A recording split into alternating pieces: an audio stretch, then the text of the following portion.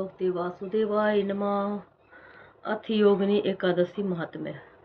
धर्मराज युधिष्ठिर बोले, हे जनार्दन, अब आप कृपा करके आषाढ़ माह के कृष्ण पक्ष की एकादशी का नाम तथा महात्म्य क्या है सो वर्णन कीजिए। श्री कृष्ण भगवान बोले, हे राजन, आषाढ़ माह के कृष्ण पक्ष एकादशी का नाम योगिनी है। इसके वर्ष से समस्त पाप नष्ट हो जाते हैं और इस लोक में भोग तथा परलोक मुक्ति देने वाली है। हे राजेश्वर, यह एकादशी तीनों लोकों में प्रसिद्ध है।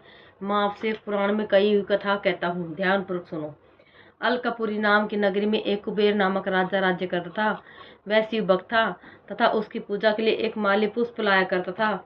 उसके विशालाक्षा नाम की अत्यंत सुंदरी स्त्री थी। एक दिन वह मानसरोवर से पुष्प ले आया, परंतु कामासक्त होने के कारण पुष्पों को रखकर स्त्री के साथ रमण करने लगा और दोपहर तक न आया।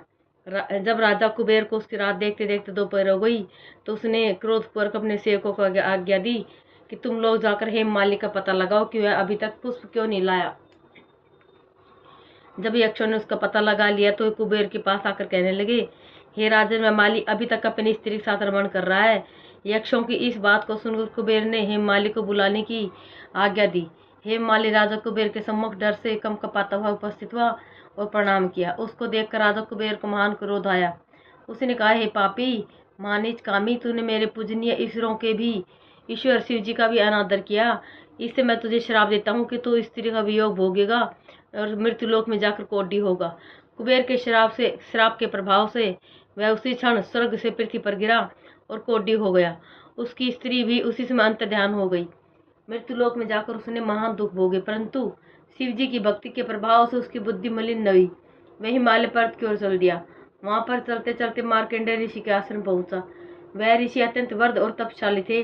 उनको देखकर वह हेममाली वहां गया और उनको प्रणाम करके उनके चरणों में गिर पड़ा।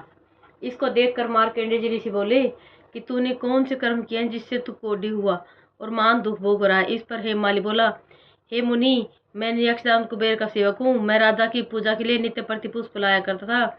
एक दिन अपनी स्त्री के साथ विहार करते करते देर हो गई और दोपहर तक पुष्प लेकर न पहुंचा। उन्होंने मुझे श्राप दिया कि तू अपनी स्त्री का वियोग भोग और मृत्युलोक में जाकर कोढ़ी बन तथा दुख भोग। इससे मैं कोढ़ी हो गया हूँ और महान दुख भोग रहा हूँ। अतः आपको ये सब उपाय बतलाइए जिससे मेरी मुक्ति हो।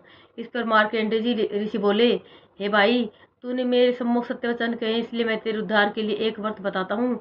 यदि तू आषाढ़ माह के कृष्ण पक्ष योगिनी नामक एकादशी का विधि पूर्वक व्रत करेगा तो तेरे सभी पाप नष्ट हो जाएंगे।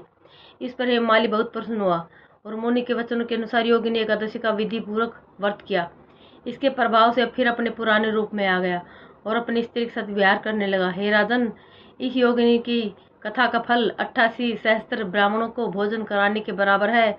इसके वर्ष से समस्त पाप दूर हो जाते हैं और अंत में स्वर्गलोक मिलता है।